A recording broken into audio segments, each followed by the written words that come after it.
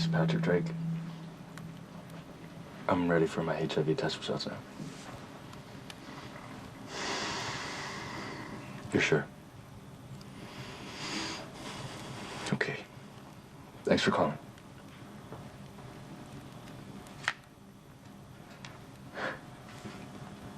I'm negative. I'm okay. Yeah, thank God.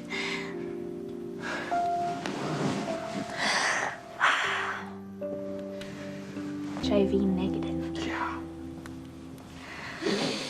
What a relief. I feel like I'm finally coming off an emotional roller coaster. No kidding. And you've been waiting to find out for months. I'm so happy for you.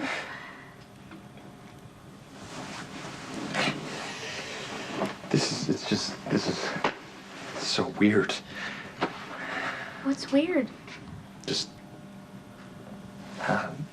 chance, the power of medicine. I mean, I operate on a woman with full-blown AIDS, and I cut myself, and I mean, it's not a big cut, but there's a chance for infection. So I take my drug protocol, I do my tests, and I wait. And as I'm waiting, you get shot. The people that are trying to help you, there's blood all over their hands. But because you're on the cocktail, because you're conscientious about taking your meds, your viral load is minimal. It's basically undetectable. So now they're not at risk. Emily and Elizabeth and Carly have your blood all over their hands and arms, and Right, they don't have to I hope worry. that they do get a test anyway, just to be safe. Yeah. But I get it now. Why you're so angry with me when I said I didn't want to retake my test. When I didn't want to find out if I was positive, or when I said I wanted to wait to start my meds. It's treatment that stops infection. Those people could try and save you without worry because you're responsible with your HIV, and I was an idiot for even thinking about putting off my test. Time out. This is your time to be happy. Patrick, this is over for you. You're healthy.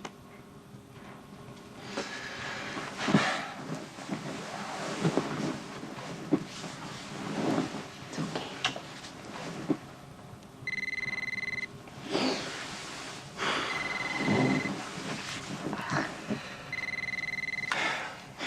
Patrick Drake.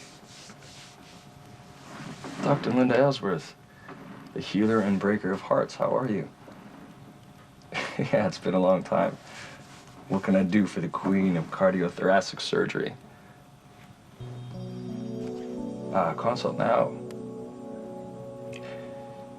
You know what? I'm sorry. I don't think it's gonna. It's fine. Go. You know what? Scratch that. Yeah. Yeah, I'll meet you at the hospital. Yeah, just like old times. Okay. Bye. Well. So, see you later. Yeah. Congratulations on your good Thank you. news. Thank you for all your support. You get some rest, okay? Just stay off your feet. Yes, You I know, need to doctor. sleep. Okay. Thank you. Okay. Bye. Bye.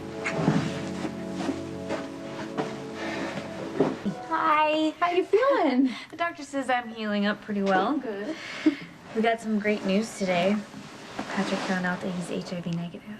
He did? Oh, that's so great. Yeah. Oh, where is he? He just left. Shop for the celebration? Actually, one of his old colleagues called him, asked him to consult on a case. Dr. Linda Ellsworth.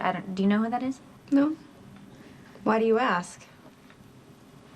Oh, I'm just curious. About the case that they're handling? Of course. What else would I be curious about? I could guess, or you could just tell me. Fine. Am I really that obvious? Yes. What did Patrick do? Well, you know how he used to be, how he would flirt with anything in a skirt. That was before the two of you got serious. Right, but that was because he thought he might be HIV positive. We shared this thing that no one else understood, and he opened up to me in a way that he's never opened up to another woman because he was vulnerable. It wasn't just that. But go on, I'm listening. Well, now that Patrick knows that he's negative, his options are suddenly open again. I mean, we're not married, and he is a free agent. After all, that man loves women. Patrick Drake is crazy about you. I'm shrink. I know. But his life could change now that he knows he's HIV negative. Patrick's life changed the moment he'd found out you'd been shot. I know. So an HIV negative test isn't gonna change him. It could make him revert to his true self, which is the man who does not like to be tied down. Do you think his love for you was just an act? More like a wartime romance. You know, we were caught in this life and death situation. Obviously, he's happy that I made it out of the hostage ordeal. That lasted 24 hours. Patrick's been telling you that he loves you for months. But he became a one-woman man because he thought he might be HIV positive. Now that he knows he's negative, then we're just gonna go back to being, you know, just a couple. So? So I'm annoying. And he loves his freedom. Robin, you are looking for trouble where none exists. Hi. Hi. Don't let me interrupt. No, I'm leaving anyway. My prediction for the week, you and Patrick will be tighter than ever. Thank Bye. you. So, how was work today at the boutique? Good. Yeah? Well, your boss called and said that you didn't want to stick around to go over the inventory. Oh, well, we do it like twice a week, so I didn't think it was that big of a deal. I know what's going on here. You do? Yeah, the furtive looks, blowing off work, noises coming from your bedroom. You have a boy hiding in there, don't you? I have a guy upstairs in my room when Matt could be home any minute. What do you think, I'm crazy? Come on, you can tell me. I'm not gonna spill to Uncle Mac, I promise.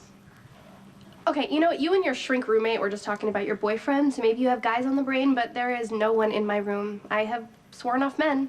That's good. That is a good choice. That's how I was when I was living in Paris. I was living alone. I was independent. I was happy. Well, relatively happy. Well, I guess I wasn't miserable. You know, I'm gonna go upstairs That now. is a four-letter word.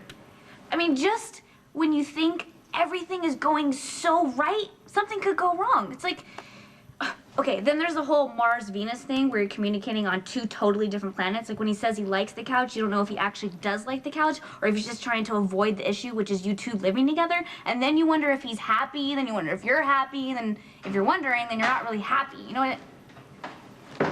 You were saying? To be continued. Right. Hi. Hi. Hi.